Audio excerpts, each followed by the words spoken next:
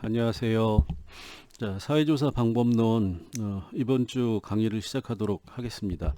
자, 이번 주는 이제 표집에 대해서 말씀을 드리고 있는데 이제 앞에서 이론적인 측면에서 표집이라고 하는 게 어떤 거고 모집단에서 표본을 어떤 방식으로 뭐 이제 선정을 하는지 그리고 그 선정하는 방식 즉 표집의 유형은 어떤 것이 있는지 이제 이런 거를 이론적으로 말씀을 드렸는데 이제 그 이론적으로만 하면 여러분들이 조금 이해하기가 쉽지 않을 수 있기 때문에 실제로 여러분들이 조사를 한다라고 가정을 했을 때 어떤 방식으로 실무에서는 이제 표집을 하고 있느냐 이런 거를 가지고 이제 간단하게 말씀을 드리도록 하겠습니다.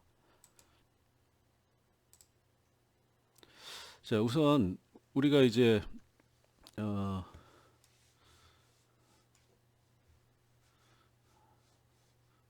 여기 예, 예. 자, 조사 주제를 이제 이거는 전부 다 가상입니다. 여러분들이 이제 조사를 실시한다라고 이제 전제를 하고 이제 그 가상으로 설정된 주제를 가지고 표집을 한번 해보도록 할게요. 자, 우선 이제 조사 주제를 이렇게 그냥 임시로 설정을 해봤어요. 대학생의 정치 의식을 조사한다. 그럼 이제 당연히 설문지를 만들겠죠. 근데 이제 설문지를 만들고 그 다음에 뭐 설문지는 표집을 하고 나서 만들 수도 있어요. 그래서 이건 이제 순서상으로는 뭐 설문지를 먼저 만들어도 되고 표집을 그 이후에 해도 되고 또는 표집을 먼저 하고 설문지를 만들어도 되고 두 개 같이 해도 상관이 없습니다. 뭐 크게 순서가 중요한 건 아니기 때문에 자 그래서 표집은 어쨌든 이제 조사 주제는 정해놔야 되죠. 실제 이 조사를 어떻게 할 것인지에 대한 설문지는 나중에 만들더라도 일단 이제 조사 주제를 정하고 자, 그 조사 주제가 정해지면 여기에서 이제 조사 대상을 우리가 뽑아내면 내용적으로는 어떤 거를 조사한다고 그러는 거죠? 정치 의식인데 자, 어떤 집단을 대상으로 해서 정치 의식을 조사하느냐? 대학생을 조사 대상으로 설정해서 정치 의식을 조사한다. 또는 뭐 예를 들어서 여기 이제 시민이 될 수도 있고, 그죠? 뭐 공무원이 될 수도 있고, 뭐 다양한 집단의 정치 의식을 조사를 할 수가 있겠죠. 근데 여기서 이제 일단 가상으로 우리가 대학생이라고 하는 집단을 대상으로 해서 정치 의식을 조사한다. 이렇게 이제 주제를 설정했다고 하면 이제 1과 2로 이제 구분이 되겠죠. 그럼 이제 여기서 우리가 표집에서 필요한 거는 이 부분입니다. 어떤 집단을 대상으로 해서 조사를 하느냐. 일단은 대학생이라는 집단이 자연적으로 설정이 됐겠죠. 자, 그래서 조사 대상의 설정이라고 하는 이제 두 번째로 넘어가게 됩니다. 조사 주제에서 이 대학생이라고 하는 걸 빼오는 거죠. 자, 그래서 조사 대상의 설정이라고 하는 걸로 2단계로 넘어가게 되면 자, 조사 대상은 여기서 그대로 가져오니까 대학생 이렇게 되죠. 자, 그러면 두 번째로 우리가 생각해 봐야 될 건 조사의 단위가 뭐냐. 우리가 앞에서 배웠죠. 조사의 단위는 개인과 그 다음에 또 하나가 뭐가 있다고 그랬죠? 집단. 대표적으로 어, 조직이라고 말씀을 드렸죠. 그래서 예를 들어서 기업을 조사한다 이러면 이건 조사 단위가 집단인 기업이 된다. 근데 여기서는 대학생이라고 하는 개인을 조사하는 거기 때문에 조사 단위는 개인이다. 그래서 이제 조사 대상이 설정이 됐어요. 개인 조사하고 그 개인은 대학생이라고 하는 집단의 개인, 속해 있는 개인을 조사한다. 이래서 개인 조사다. 자, 그 다음에 이제 우리가 세 번째로 할 거는 뭐냐면 다시 이제 이렇게 단계적으로 넘어가면 됩니다. 조사의 종류를 확정하는 거예요. 조사의 종류를 확정한다는 거는 조사의 종류라고 하는 거는 자, 우리가 앞에서 말씀드렸듯이 전수조사가 있고 표본조사라고 하는 게 있다. 그래서 전수조사는 말 그대로 전체 수를 다 조사하는 것. 표본조사는 전체의 일부만 조사하는 것. 자, 그러면 전수조사를 할 거냐, 표본조사를 할 거냐를 결정을 해야 되는데 이거는 상대적으로 쉽죠. 자, 여기 참고로 제가 전국의 대학생 수를 찾아봤더니 대략 한 2020년 현재 175만 명 정도가 대학교에 다니고 있다라고 해요. 통계로. 자, 그러면 전수조사라고 하는 거는 뭐죠? 175명을 전부 다 조사를 하는 겁니다. 자, 조사할 수 있을 것 같은가요? 여러분들이 조사를 대학생 정치의식을 알고 싶은데 조사 대상이 대학생으로 설정을 하니까 대학생 숫자만 2020년 현재 175만 명이다. 자, 그러면 여러분들이 설문지 만들어 가지고 175만 개 인쇄하는데 얼마나 비용이 들까요? 엄청나겠죠. 그리고 175만 명에 대해서 설문지를 들고 가가지고 조사해달라고 뿌리고 받는데 걸리는 시간만 해도 엄청나겠죠. 자, 전수조사가 불가능하다라는 겁니다. 비용과 시간의 문제에 있어서. 뭐 물론 비용과 시간, 누가 돈 주고 무지하게 많은 시간을 준다고 하면 조사가 가능하겠지만 현실적으로 불가능하기 때문에, 자, 그래서 우리가 뭘 하느냐? 표본 조사를 할 수밖에 없다라는 거예요. 20명, 30명, 100명, 200명 정도면 전수조사 가능하다. 근데 175만 명은 전수조사가 가능하지 않기 때문에, 그래서 우리가 나온 게 표본을 조사하는 방식이다. 자, 그러면 당연히 여기서는 어떻게 되죠? 표본 조사로 조사 종류가 확정이 되는 거죠. 자, 이렇게 하면 뭐 사실 요거는 굳이 거치지 않고 그냥 당연히 표본 조사한다라고 생각을 하실 수도 있는데, 단계, 우리가 생각을 하는 구체적인 단계에는 이런 거를 한 번씩 이렇게 생각하고 넘어가야 된다라는 겁니다. 자, 그럼 이제 표본 조사라고 하는 거를 우리가 결정을 했잖아요, 앞에서. 자, 그럼 표본 조사를 할 때 그 다음에 이제 우리가 네 번째로 해야 되는 게 모집단을 설정을 해야 되는 겁니다. 자, 표본 조사를 하기 때문에 중요한 게 뭐냐? 모집단을 알아야 된다라는 거예요. 자, 그러면 앞에서는 우리가 조사 대상을 뭐라고 설정을 했죠? 대학생이라고만 설정을 했어요. 그럼 이제 여기서도 우리가 고민을 해봐야 됩니다. 175만 명에 달하는 전국의 모든 대학생을 모집단으로 해가지고 조사를 할 거냐? 아니면 이것도 현실적으로 여러분들이 학교를 다니는 입장에서 조사를 하기에는 범위를 더 좁힐 필요가 있느냐? 그러면 대학생의 범위를 A라고 하는 대학교의 대학생으로 좁힐 수가 있다라는 거죠. 즉 모집단을 1은 전국의 대학생을 모집단으로 설정하는 거고, 2는 A 대학교에 다니고 있는 대학생을 모집단으로 설정을 하는 겁니다. 그래서 모집단도 정해져 있는 게 아니라 어떤 식으로 설정하느냐에 따라서 모집단이 달라질 수 있는 거고, 그 모집단을 설정하는 거는 누가 하느냐? 조사자가 한다라는 거예요. 자, 그럼 예를 들어서 여기 지금 안 써놨는 세 번째로 예를 들어서 대구 경북 소재대학교의 대학생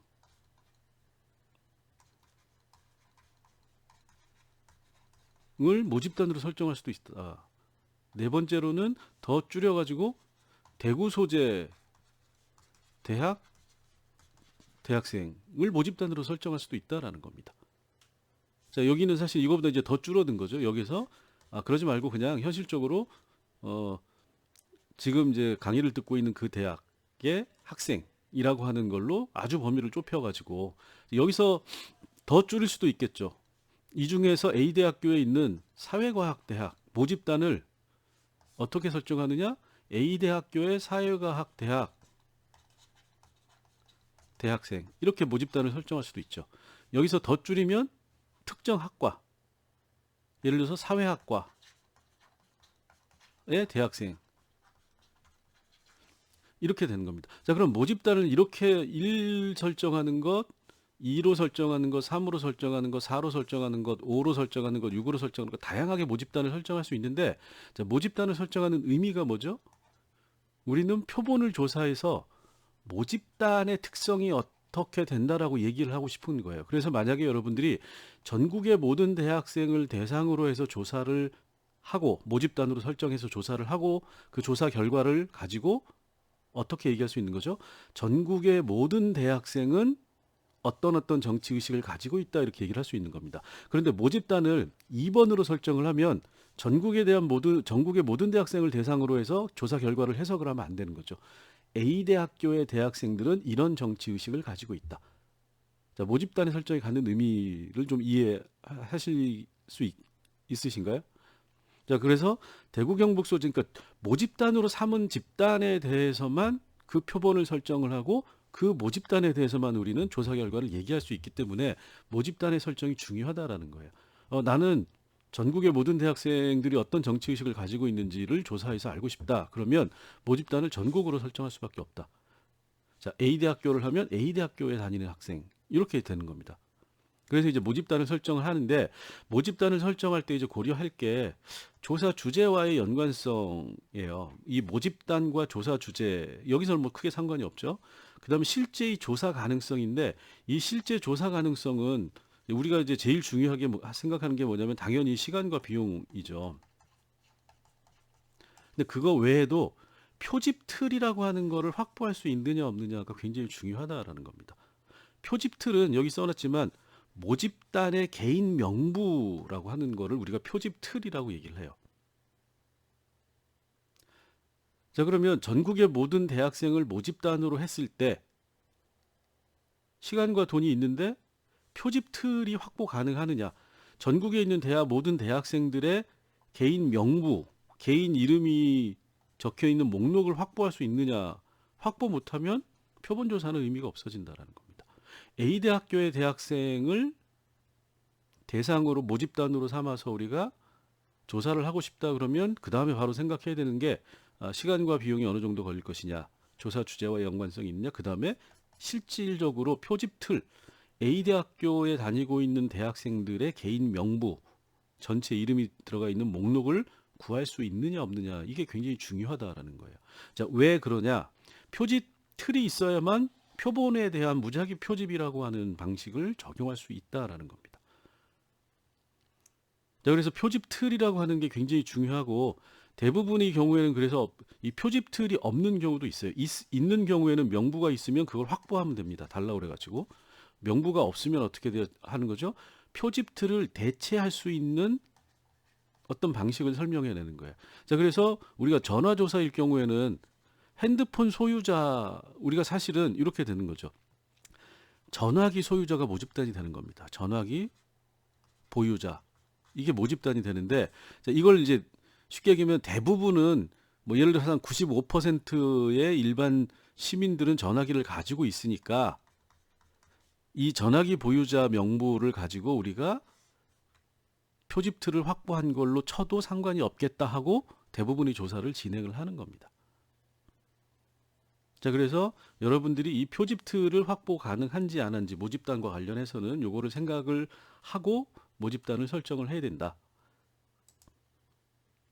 자, 그 다음에는 모집단을 확정을 한다. 그럼 이제 편하게 예를 들기 위해서 A대학교 대학생이라고 하는 거는 조사 주제, 대학생이니까 정치의식 조사를 하면 되는 거고, 그죠? 정치의식 조사를 하면 되고, 그 다음에 시간과 비용이라고 하는 것도 같은 학교니까 크게 문제가 안 될 수 있고, 자, 그 다음에 표집 틀이라고 하는 거를 확보 가능하다. 자, 학교 본부에 전화해가지고 주세요. 물론 안 주겠지만 뭐 준다고 가정을 하는 겁니다.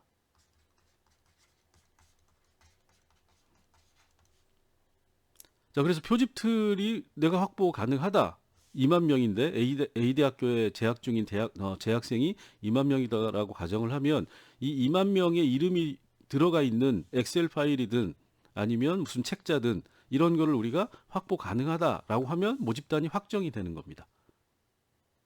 자, 만약에 이걸 못 구하면 대체 가능한 표집 틀을 다시 구해야 되겠죠. 이걸 못 구하면 조사 못 한다. 이렇게 생각을 하시면 됩니다. 자, 그래서 우리는 이제 명단을 본부에 얘기해가지고 실습을 하기 위해서 학생 명단이 필요하다. 우리가 그걸 가지고 학생 조사를 하고 싶다. 그러면 본부가 이제 준다는 가정 하에서 지금 하고 있는 겁니다. 자, 그래서 모집단이 확정이 됐어요. 자, 그럼 모집단이 확정이 되면 자, 뭘 하는 거죠? 확보를 하는 겁니다. 확보는 표집 틀을 내 손 안에 넣는 거예요. 자, 여기서 표집 틀은 뭐였죠? A 대학교 대학생 중에 재학하고 있는 명부라고 하는 거잖아요. 자, 그럼 이거를 어떻게 확보하는 거죠? 조금 전에 말씀드렸죠. 이걸 누가 가지고 있냐? 대학 본부가 가지고 있다라는 거예요.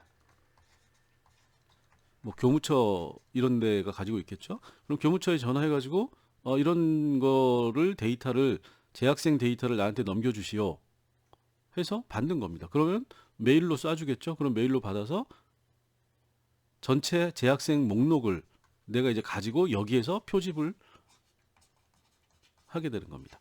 자, 그런데 이 표집 틀이 이름만 들어가 있으면 안 돼요. 기본적인 인적 사항이 그 표집 틀 안에 들어가 있을수록 좋다.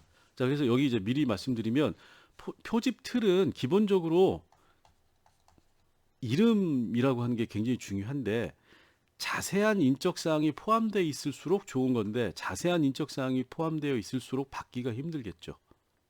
자, 그래서 기본적으로 대학생이라고 하면 대학생, 재학생이라고 하면 이 정도는 들어가 있는 게 좋다. 이름.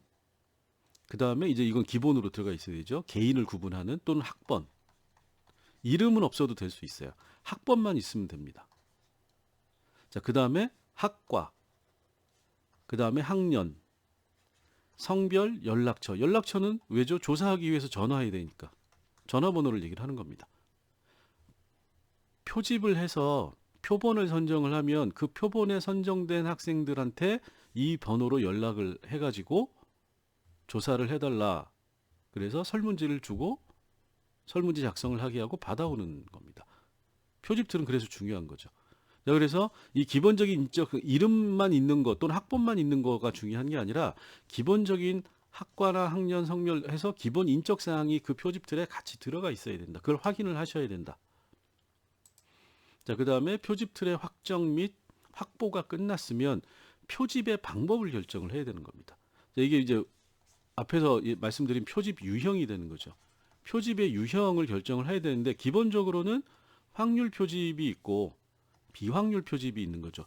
근데 비확률 표집이라고 하는 거는 대규모 설문조사에서는 잘 사용하지 않는다. 왜? 대표성이 없기 때문에. 자, 그래서 여기서 이제 우연 표집, 우연적 표집, 의도적 표집, 뭐 눈덩이 표집, 뭐 이런 비확률 표집이 있다고 그랬죠. 그래서 이건 주로 질적 연구에서 많이 쓰이는 표집 방법이다. 즉 모집단이 확정되지 않을 때, 모집단을 알 수 없을 때 주로 사용하는 게 비확률 표집이고 우리는 모집단을 확정할 수 있고 표집 틀을 구할 수 있다라는 전제에서 출발을 하기 때문에 당연히 확률 표집이라고 하는 거죠. 그러면 여기서 이제 소위 말하는 우리가 가장 기본적인 단순 무작위 표집이라고 하는 게 있고 체계적 표집이 있고 이건 이제 앞에서 말씀드렸으니까 그 다음에 군지 표집이 있고 층화 표집이라고 하는 게 있잖아요.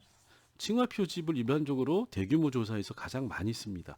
이게 이제 가장 대표성이라고 하는 측면에서 사용하기 편하고 대표성을 충분히 확보할 수 있다라고 생각을 하기 때문에 이 층화 표집이라고 하는 거를 우리가 이제 많이 사용을 해요. 그래서 우리가 대규모 조사를 한다 그러면 일단은 층화 표집이라고 하는 거를 확률 표집의 한 방법으로 선택을 한다라고 생각을 하시면 됩니다. 자, 그래서 당연히 우리는 여기에서 확률 표집이라고 하는 거를 결정을 한다. 그리고 확률 표집 중에서 층화 표집이라고 하는 거를 결정한다. 이렇게 이제 생각을 하시면 되죠. 그래서 가장 많이 사용되는 층화 표집을 사례로 들어서 설명을 드릴게요. 자, 층화 표집이라고 하는 거는 모집단을 일정한 기준, 이게 중요한 거예요. 일정한 기준에 의해서 집단을 구분하고 각 집단마다 단순 무작위 표집을 반복하는 거다. 이렇게 돼 있는 겁니다. 자, 그러니까 어떤 하나의 모집단이 있으면 이거를 모집단을 구성하는 특정한 어떤 집단의 특성을 보고 이 모집단을 이렇게 집단별로 구분을 하는 거예요. 자, 가장 대표적인 게 뭐가 있을까요? 어떤 집단은 대부분의 경우에 남성과 여성이 있겠죠. 또 어떤 집단의 경우에는 뭐 10대, 20에서 40대, 50대, 60대 이상 뭐 그 연령별로 구분이 될 수가 있겠죠. 그 다음에는 이 남성별과 연령이라고 하는 걸 같이 층화의 기준으로 한 개뿐만이 아니라 두 개를 사용할 수도 있고 세 개를 기준으로 사용할 수도 있고 네 개를 기준으로 사용할 수도 있어요. 근데 다만 이렇게 갈수록 어떻게 되죠? 층화를 나누어서 표집을 하는 게 복잡해진다. 그리고 정확하게 얘기하면 단순 무작위 표집에서 표본수를 결정하는 거하고 층화로 했을 때 층화 표집을 했을 때 각 집단마다 표본수를 정하고 그 다음에 전체의 표본수를 정하는 게 약간 계산하는 방식이 달라진다. 근데 여기서는 이제 그냥 단순 무작위 방식으로 표본수를 정하는 거를 이제 하도록 하겠습니다. 자, 그래서 층화 표집을 한다 그러면 제일 먼저 해야 되는 게 뭐냐면 기준에 의해서 집단을 구분해야 되니까 집단의 기준, 집단의 구분 기준을 설정할 필요가 있다. 그래서 우리가 확률 표집을 결정을 하고 확률 표집 중에서 층화 표집을 결정을 했으면 그 다음에 해야 될 게 뭐냐? 집단의 구분을 집단 구분의 기준을 결정을 해야 된다. 자, 그러면 집단 구분의 기준을 결정하기 전에 우리가 층화 표본이라고 하는 거는 모집단이 있고 모집단이죠. 모집단의 일부를 조사하는 이게 이제 표본이 되는 거죠. 이 표본을 다시 특정한 기준에 의해서 집단 구분을 한다. 이렇게 이제 우리가 가는 거잖아요. 그러면 집단 구분을 하기 위해서는 이 전체 모집단에 대한 표본의 수가 결정이 돼야 돼요. 그래서 우리가 요 집단 구분의 기준을 정하고 집단의 표본을 정하기 전에 전체 표본 크기를 확정하는 단계를 먼저 거칩니다. 자, 그러면 모집단이 아까 A 대학교의 재학생이 2만 명이라고 했으니까 2만 명 중에서 표본을 몇 개를 우리가 조사를 할 거냐를 결정을 해야 되는 거죠. 그래서 표본 크기의 확정이라고 하는 거는 실제로 조사 대상이 되는 응답자의 규모를 결정을 하는 건데, 요건 이제 조금 전에 동영상 강의를 통해 가지고 표본의 크기를 결정하는 통계 공식을 말씀을 드렸잖아요. 근데 이제 우리가 소위 말하는 디지털 혁명 시대에 아무도 그걸 수작업으로 계산하지 않아요. 그래서 여기 이제 제가 이전 강의에서 말씀드린 온라인으로 인터넷 요 사이트에 들어가면 이 표본 크기를 결정하는 계산기가 따로 있습니다. 그래서 그걸 가지고 그냥 설명을 드릴게요. 그래서 요 링크를 따라 들어가시면 이렇게 됩니다. 뭐 설명이 위에 쭉 나오고 이렇게 되는데 여기 나오죠. 표본의 크기를 결정한다라는 거죠. 그래서 입력하는 게 1, 2, 3 이렇게 나와요. 이 파퓰레이션이라고 하는 게 모집단입니다. 자, 컨피던스 인터벌이라고 하는 거는 신뢰 구간을 얘기를 해요. 믿을 수 있는 구간. 그래서 우리가 이제 일반적으로 조사할 때 오차 범위는 플러스 마이너스 3.2 또는 플러스 마이너스 3.0, 플러스 마이너스 2.7, 뭐 플러스 마이너스 4.0 이렇게 얘기를 하는 그게 이제 이 소위 말하는 신뢰 구간을 얘기를 하는 거예요. 요거 이제 신뢰 수준을 얘기를 하는 겁니다. 신뢰 수준이라고 하는 거는 100번 여기 95%와 99% 이렇게 돼 있잖아요. 100번을 조사했을 때 95번은 맞을 거다. 100번을 조사했을 때 99번은 맞을 확률이다. 이렇게 이제 이해를 하시면 되는 거죠. 자, 그다음에 요거는 뭐죠? 전체 중에 예를 들어서 조사를 해가지고 어떤 사람의 지지율, 그러니까 정치 의식이니까 통일에 찬성한다가 예를 들어 신뢰 구간이 우리가 4.0이라고 전제를 합시다. 신뢰 구간을 4.0으로 설정을 했는데 조사를 했더니 대학생들이 통일에 찬성하느냐가 60%가 나오고 찬성에 통일에 대해서 어떻게 생각하십니까? 그랬더니 찬성 60%, 반대 40% 이렇게 나오면 실제로는 요 수치가 요만큼 플러스 마이너스 돼서 해석을 해야 된다라는 의미가 되는 겁니다. 자, 그러면 실제로는 통계학적으로 보면 60% 플러스 마이너스 하니까 찬성이라고 하는 응답을 할 확률은 실제로는 표본 조사에서는 60%라고 나왔지만 모집단에 적용을 하면 요거는 56에서 64% 안에 실제 조사자들이 찬성을 할 가능성이 크다라는 거고, 자, 요거는 뭐죠? 40% 플러스 마이너스 하니까 36%에서 44%가 반대할 요 안에 이 숫자가 들어가 있을 거다라는 얘기가 되는 겁니다. 조사 결과는 40%지만 실제로 이 조사치 결과는 요 범위 안에 어떤 숫자일 가능성이 높다라는 거예요. 그래서 이제 40% 플러스 마이너스 4 이렇게 얘기를 하는 요게 신뢰 구간을 얘기를 하는 겁니다. 자, 그럼 다 됐죠. 모집단, 신뢰 구간, 신뢰 수준 요 세 가지만 알면 되는 거예요. 자, 여기 보면 95%를 일반적으로 많이 씁니다. 99%는 신뢰 수준이 굉장히 높이는 거기 때문에 요거를 높이게 되면 어떻게 되죠?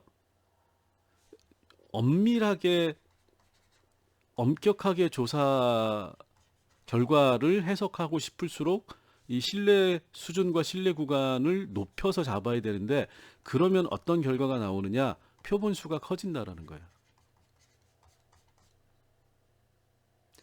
자, 요걸 이제 그 말씀을 보여드릴게요. 여기는 이제 거꾸로 하는 겁니다. 표본 수와 모집단 그 다음에 응답률이라고 하는 거와 신뢰 수준을 알면 우리가 이 경우에 신뢰 구간이라고 하는 거를 알 수 있는데, 여러분들은 표본의 크기를 지금 확정을 하는 거니까 표본 크기를 구하는 요 위에서 계산을 하시면 돼요. 자, 그러면 요건 이렇게 우리가 이제 생각을 해봅시다. 자, 여기 세 가지 경우를 제가 이제 해놨어요. 표본 수를 확정하는데 이거 모집단이라고 했죠. A 대학교 학생, A 대학교 재학생이라고 그냥 편하게 얘기를 합시다. 아까 몇 명이라고 그랬죠? 2만 명이라고 그랬어요. 이게 모집단이 되는 겁니다. 모집단은 다 똑같아요. 고정되어 있는 거죠. 이미 모집단을 확정하는 순간에 다 2만 명. 자, 그런데 그리고 신뢰 수준이라고 하는 것도 우리가 일반적으로 많이 쓰는 95%로 고정을 해놓으니까 실제로 입력을 해야 되는 거는 모집단 숫자하고 신뢰 구간의 퍼센테이지가 되는 거죠. 신뢰 구간은 오차 정도를 어느 정도 범위로 할 거냐, 3% 오차로 할 거냐, 5% 오차로 할 거냐, 2% 오차로 할 거냐, 요것만 결정을 해주는데 일반적으로는 3% 내외를 많이 써요. 자, 그래서 일반적으로 많이 쓰는 3% 내외를 2만 명 기준으로 하면 신뢰 수준은 95%로 하고, 그래서 요 캘큘레이트를 누르면 됩니다. 이걸 클릭. 자, 그러면 숫자가 필요한 샘플 수는 1013이다. 이렇게 나온 거죠. 자, 그러면 전체 표본의 크기는 1013명 정도로 요 기준으로 하면 1013명을 조사하면 된다라는 얘기가 됩니다. 자, 두 번째로는 요걸 5%로 쉽게 얘기하면 오차 범위를 늘린 거죠. 오차 범위를 늘리니까 덜 엄밀하지 않게 널널하게 하니까 표본 수가 377개로 대폭 줄어들었어요. 377명만 조사하면 된다는 겁니다. 자, 그런데 반대로 더 엄격하게 3%보다 더 엄격하게 1%만 줄였는데 오차 범위를 1% 줄이니까 표본 수는 2배 이상 늘어났죠. 2144명입니다. 자, 그러면 요거 표에 의하면, 자, 이게 이제 가장 일반적으로 많이 쓰는 거라고 했잖아요. 돈이 없으면 이렇게 5%, 4%로 하셔도 돼요. 근데 요거는 그만큼 정확성이 떨어진다. 이렇게 이해를 하시면 됩니다.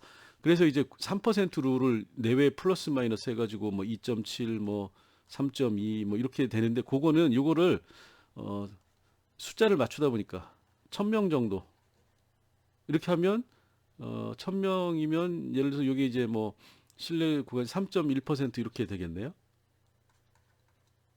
신뢰 구간이 이렇게 늘어나는 거죠. 이건 이제 조사의 편의성을 위해서 그렇고, 실제로는 딱 엄밀하게 하면 1013명을 맞춰서 하면 되는 겁니다. 자, 그런데 여러분들이 이제 여기서 이해하셔야 되는 거는 신뢰 수준을 높이면 또는 신뢰 구간의 오차 범위를 엄격하게 하면 표본의 수가 엄청나게 늘어난다. 요거를 여러분들이 이해를 하셔야 돼요. 자, 그 다음에 또 하나는 요거 아까 아이고, 우리 저 대학교의 전체 현재 그 대학교의 재학생들 숫자가, 예, 우리나라 대학생의 숫자가 175만 명이라고 했잖아요. 자, 그럼 175만 명을 여기다가 모집단을 175만 명으로 했을 때 또 다른 조건은 똑같이 하는 겁니다. 표본의 숫자가 어떻게 달라지는지를 한번 우리가 요거만 달리해서 한번 계산을 해보면 이렇게 달라져요. 아까 2만 명이었잖아요. 2만 명일 때 1013명이었는데 175만 명으로 모집단 수를 늘려도 샘플 사이즈는 거의 한 50개 정도, 53명 늘어나는 거에 그친다라는 겁니다. 큰 차이가 없어요. 2만 명일 때하고. 그죠? 달리 얘기하면 모집단 수가 줄어들어도 표본의 숫자는 크게 줄어들지 않는다라는 겁니다. 이 조건을 충족시키기 위해서는. 자, 그러면 여러분들이 왜 대부분의 조사가 실제로 신문이나 이런 데서 국회의원 조사도 그렇고 대통령 관련된 뭐 선거조사도 그렇고 선거조사가 대상을 지역구 단위로 하거나 또는 광역시 또는 광역시도 내지는 전국 단위를 하는데 대부분의 조사의 조사자 수가 1000명 내외로 돼 있어요. 이거보다 적을 수도 있고 클 수도 있고. 그 이유는 1000명 내외로 하면 대충 95%의 신뢰 수준에서 3% 내외의 신뢰 구간을 갖는 표본조사가 되기 때문에 이게 가장 시간과 비용을 줄이면서 상대적으로 높은 대표성을 확보할 수 있는 표본 크기이기 때문에 그렇습니다. 그래서 여러분들이 한번 유심히 나중에 보세요. 대부분의 조사가 많아도 1200, 300명, 적어도 7, 800명 요 수준에서 왔다 갔다 합니다.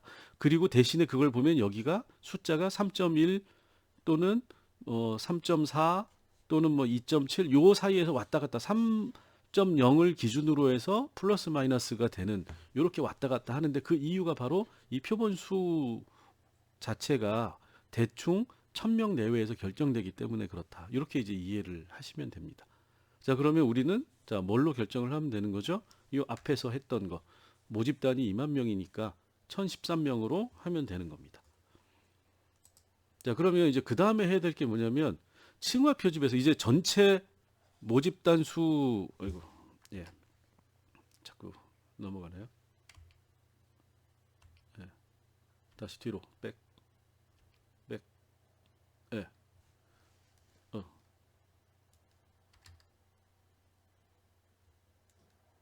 예. 아까 모집단이 2만 명이었잖아요. 자, 조금 전까지 한 게 뭐였죠? 모집단에서 조사하는 이 표본의 크기를 구했더니 요게 몇 명이었죠? 1013명. 표본. 이게 모집단. 이렇게 해서 이제 표본의 크기가 정해진 거잖아요. 그 다음에 뭘 하느냐? 층화를 하는 겁니다. 층을 나눈다.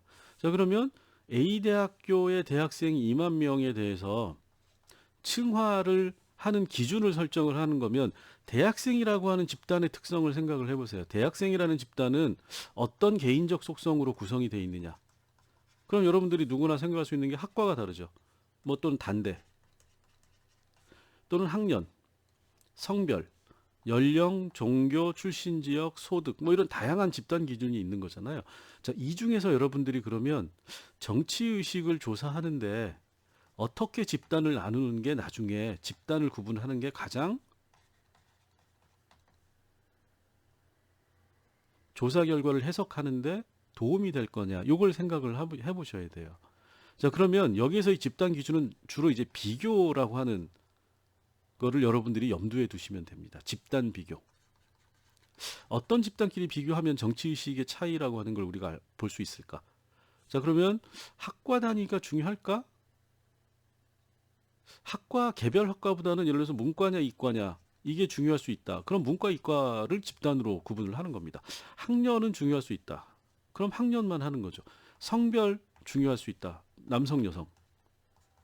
그 다음에 연령이 중요할 수도 있고. 그럼 여러분들이 여기에서 이 중에서 이 집단의 특성을 나타내는 여러 가지 집단의 기준 중에서 여러분들이 설정을 하는 겁니다. 집단 기준을 어떤 걸로 할 것인가. 그럼 이제 예를 들어서 대학생은 이런 기준들이 있는데 이 중에서 한 개, 두 개, 세 개, 네 개 이런 걸 필요에 따라서 집단 기준으로 층화의 기준을 설정을 하면 되는 겁니다. 자, 그러면 이 중에서 두 개만 할게요. 자, 두 개만 하는데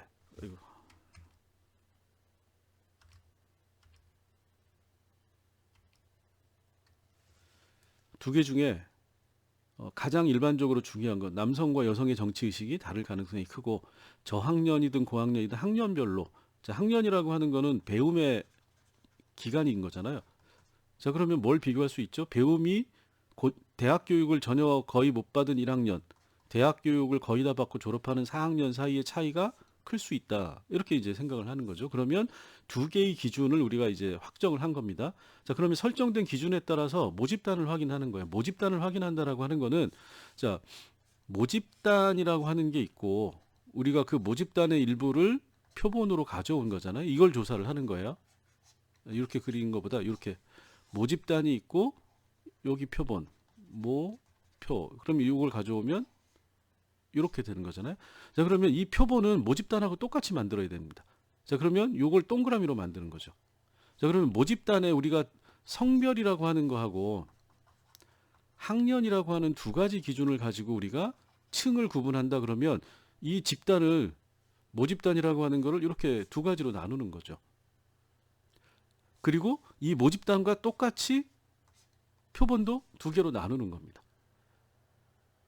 자, 그래서 모집단을 성별 학년에 따라서 모집단을 확인하는, 그래서 이거는 집단별 구성비를 확인하는 거예요. 자, 그래서 여기 이제 보시면 이렇게 확인을 하면 되는 겁니다. 그 명부를 받은 거가 있잖아요. 자꾸 넘어가네요. 예. 자, 여러분들이 기본적으로 모집단 명부 표집 틀을 받았다고 그랬잖아요. 표집 틀에 자, 뭐가 있다고 그랬죠? 이름, 학년, 성별, 전화번호, 학번 뭐 이런 게 들어있겠죠? 자, 그러면 이걸 가지고 모집단을 우리가 성별하고 학년으로 구분하는 두 가지 기준을 쓴다 그러면 모집단 중에 성별 남성과 여성이죠. 학년 1, 2, 3, 4 남성이 몇 명이고 여성이 몇 명인지 그 구성비를 따져본다라는 거예요. 자, 이건 이제 예시입니다. A대학교의 재학생들의 성별로 모집단을 따졌더니 모집단이 12,000명이고 전체가 2만 명인데 여성이 8,000명이다. 이게 이제 남학생이 그렇고 여성. 그럼 비율로는 60대 40%. 자, 학년별로 구성비를 봤더니 1학년이 6,000명, 2학년이 5,000명, 3학년이 5,000명, 4학년이 4,000명. 그리고 비율로 따지면 30%, 25, 25, 20%의 비율을 가지고 있다. 이렇게 되는 거죠. 자, 이 각각의 구성비를 알면 이 두 가지를 가지고 이렇게 하는 겁니다. 자, 이거에 따라서 표본을 우리가 몇 명을 한다고 그랬죠? 네, 계산하기 그냥 1,000명이라고 할게요. 1,000명을 한다고 하면 남성과 여성을 여기에 그대로 모집단의 비율에 맞게 나누는 겁니다. 자, 그럼 어떻게 되죠? 자, 이걸 합치면 1,000명이 나와야 돼요. 그죠? 근데 남성이 60%니까 1,000명 중에 60%는 600명. 여성이 40%니까 1,000명 중에 여성이 40%가 되려면 400명. 그 다음에 또 요 구성비를 하면 자, 이것도 1,000명이 돼야 되죠. 자, 1,000명 중에 이게 이제 표본수가 되는 거죠. 1학년이 30%니까 300명. 4학년이 20%니까 200명. 2학년, 3학년은 각각 25%니까 250명씩. 이렇게 한다. 자, 그러면 1학년 300명을 조사를 하고 요 300명을 남녀로 나누는 거죠. 자, 그럼 어떻게 될까요? 남녀로 구분을 남성과 여성으로 구분을 하면 이렇게 된다라는 겁니다. 자, 300명의 60%니까 180명, 120명. 여기는 120명, 그 다음에 80명, 4학년은. 그 다음에 25%, 250명의 60%니까 계산하기가 복잡하네요. 250명의 60%면은 몇 명이나 될까요? 100명의 60%가 60명이니까 120명에다가 뭐 한 130명 정도, 135명이라고 합시다. 이거 이제 135명이고 250명에서 135명을 빼면은 115명. 자, 이런 식으로 표본 조사의 집단별 크기를 결정을 하는 겁니다. 그럼 실제 조사에서는 설문지를 남성 1학년은 180명, 여성 1학년은 120명, 남성 2학년은 135명, 여성 2학년은 115명, 남성 3학년은 135명, 여성 3학년은 115명, 남성 4학년은 120명, 여성 4학년은 80명 이런 식으로 숫자를 맞춰서 무작위로 추출을 하면 되는 겁니다. 이 조건에 맞는 남성이면서 1학년인 학생을 표집 틀에서 무작위로 표집 틀에서 180명을 뽑는다. 자, 그럼 8번을 추출을 해야 되겠죠. 무작위로. 이거 이제 컴퓨터가 해줍니다. 조건을 넣어주면. 자, 이렇게 해서 실제로 표본의 크기를 정한 다음에 요 집단별 크기대로 그냥 설문지를 배포하고 컴퓨터가 구체적으로 학번 누구인 누구를 찍어주면 여기 180명의 누구를 임의로 뽑아주면 그 사람한테 연락해가지고 와서 설문지 주고 응답해달라고 하면 되는 겁니다. 그리고 실제로 모든 조사가 다 이런 방식으로 층화 추출이라고 해가지고 이런 방식으로 설문조사가 이루어집니다. 표집이 이런 식으로 이루어지고 대부분의 조사는 다 이런 방식으로 이루어진다라고 생각을 하시면 됩니다. 자, 그래서 여러분들이 지금 조별로 주제를 정해서 그 설문지를 만들고 계시니까 그 주제에 맞는 이 모집단이 뭐고 그 다음에 그 모집단의 크기가 어떻게 되고 어떤 표집 방법을 사용해 가지고 층화 추출이라고 하면 어떤 기준을 세워서 어떤 크기로 할지라고 하는 거를 표본 크기 요 방식대로 그대로 따라서 한번 실습을 한번 해보시기 바랍니다. 자, 그래서 이런 방식으로 이제 표집을 실제 실무에서 사용하고 있다. 이렇게 이제 생각을 하시면 되죠. 그래서 이제 결론적으로 결국 이 표본 추출이라고 하는 요 하나를 하기 위해서 이제 쭉 달려온 건데, 자, 그래서 결국 선정이 된 거죠. 2만 명이 모집단이고 A대 대학생, A대 재학생. 그래서 표본의 크기는 1013명이고 요거는 성별과 학년이라고 하는 기준에 의해서 앞에 있는 표처럼 나눠가지고 하위 집단으로 이 추출된 사람들을 조사한다. 이렇게 하면 표집이 끝난 겁니다. 그래서 설문지 만들고 바로 배포를 하면 되는 거죠. 자, 표집 예시를 들어드렸는데 요거는 여러분들이 책으로 보면 잘 이해가 안 될 수도 있기 때문에 요거 이제 가상의 경우를 상정을 하고 그거에 따라서 쭉 구체적으로 실제로 어떻게 표집이 되는가를 살펴봤으니까 요거를 잘 한번 생각해 보시고 여러분들 조사하는 설문지에 적용을 한번 해보시기 바랍니다. 자, 수고하셨습니다.